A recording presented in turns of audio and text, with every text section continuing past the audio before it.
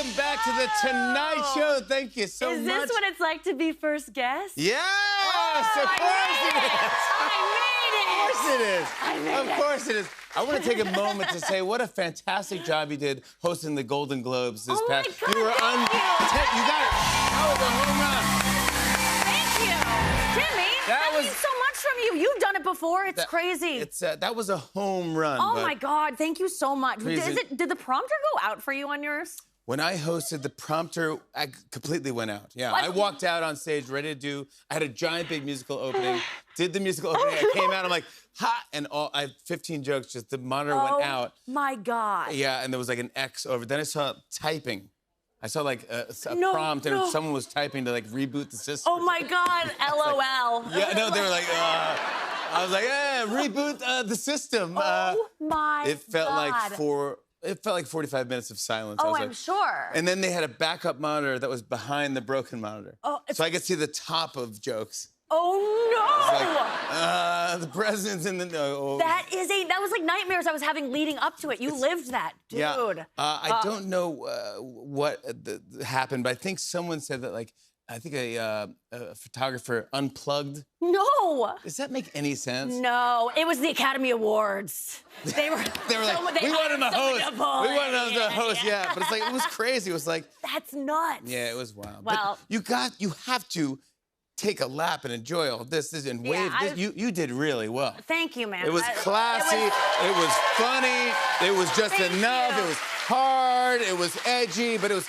God, and you look great. It was really so much from you. It really does. Thank you for saying that. You look fantastic. Thank you. You feel great? Yeah, you know, this takes a lot of work. This is a mirage. What you're seeing before you. Yeah, you know, to look good, you have to feel. I mean, I'm wearing. Like a compression sock for my stomach. It's like an arm cuff at CVS that takes your blood pressure. It's so tight, but it makes you look snatched. Like, this is good. Yeah. Thank you. I was waiting for that.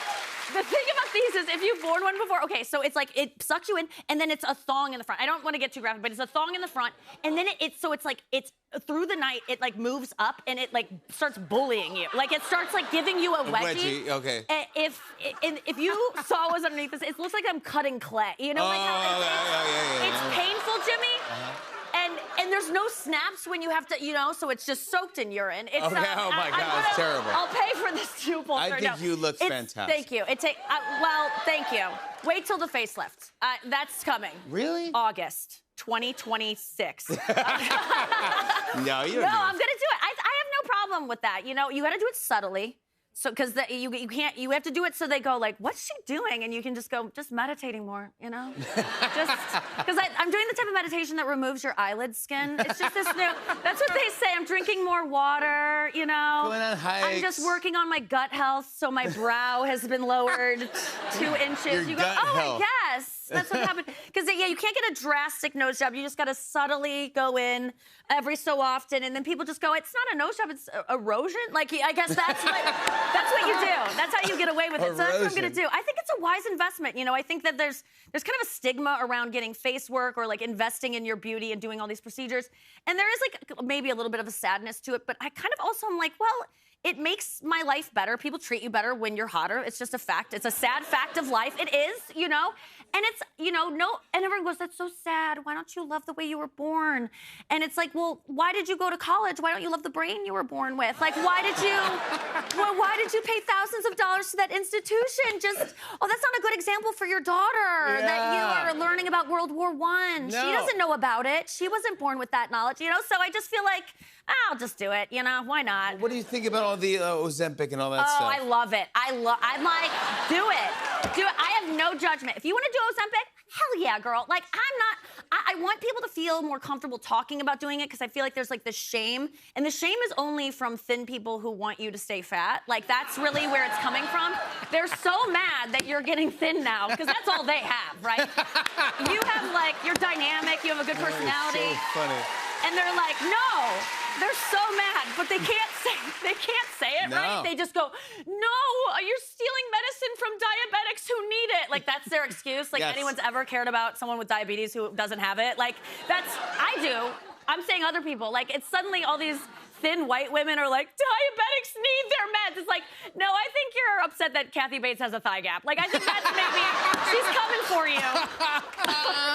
That's more what it could be about, I think. Can we talk about the tour? Let's talk about the tour. Alive and Unwell. Yeah.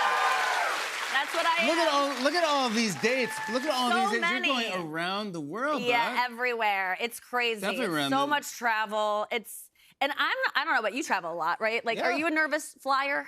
No, I'm getting better at it now. You have to, because it's just like you on planes all the time. You have to get used to it. And I felt like I was really over any kind of fear of flying, like almost zero, until recently when there started to be like 4 plane crashes a day. Like now it's a little disconcerting. There's new fears with flying. Like I used to be like, oh, crashes, terrorism. Now it's like the door could fall off. Your plane could land upside down. Elon Musk's like penis rocket would like explode and shrapnel would fly in your engine. Like there's new fears. My biggest fear used to be I'd sit next to a guy with a story to tell. You know, like that used to be, you know the guy? That's really funny. Dude, that guy. Yeah, I know that guy. He'd still be telling you that story as you exited off the plane on the wing as it's burning. He'd be like, my son's LSAT scores came in and we're actually really excited about his... Yeah, it's, I put it on the noise canceling headphones. That always works. To like kind of send people a message like, I don't want to talk. Yes. But then they'll like angle like this to, and I go, yeah, and he goes, do those work? I'm like, apparently not. I don't want to talk to you. Yeah. Yeah, you wear those things. They do like cut out the world. Like I'm always going through airports, like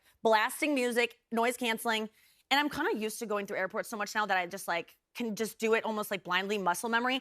I was late for a flight recently and I was running through the terminal. I see my flight boarding. I'm like, oh yes. And it's like on group 1. I thought I missed it almost. So I'm like, oh, it must be delayed. So I zip to the front. I'm group 1 and I'm like, I got it, you know. And I scan my thing and the woman like says something to me, but I'm like, I know what she said because I've been through this. I didn't consolidate my bags, right? Like I have 3. I'm supposed to have 2. Because I always do this. Like I have a fanny pack, purse, backpack. So usually I take the fanny pack, this is a trick, and I shove it to the back, and I put my sweatshirt over it, and then you're 2, right? But you're really 3. And you're breaking federal law, but you feel like sneaky. And it's the only time I ever feel like I have like a butt, because I have like a pretty flat ass. And if you ever are like, Nikki Glazer's got a juicy like ass, it's on a jet bridge. We're on a jet bridge if you've ever, because it's a fanny pack I'm smuggling.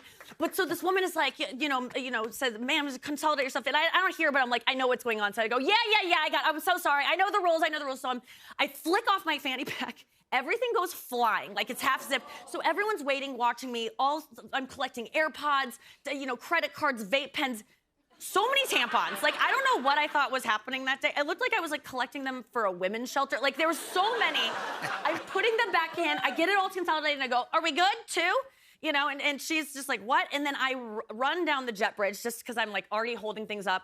And then I feel a hand grab my shoulder. I'm like, what? And it's the gate agent. And she goes, ma'am, you're at the wrong gate. So I'm like, no. Yeah, so I this thought group you of people have just watched this insane manic woman run up. Just the gate agent politely says, ma'am, you're at the wrong gate. And I go, yeah, I know the rules. Like, throws 45 tampons in the air like Fling. some kind of like feminist ninja. I plow down the runway. You know what you're doing. And then I have to walk back out through the crowd of people that just were like watching and filming this. I mean, I'm sure there's evidence of this. It's on TMZ. And I missed my flight. And so, yeah. Nikki, don't Noise canceling change. headphones work. Don't change. Yeah. Thank you Stay so funny. much. You're the best. I Nikki love you. Glazer, everybody. Go see Alive and Unwell stand-up tour now through October. Randall Park joins us after the break. Stick around, everybody.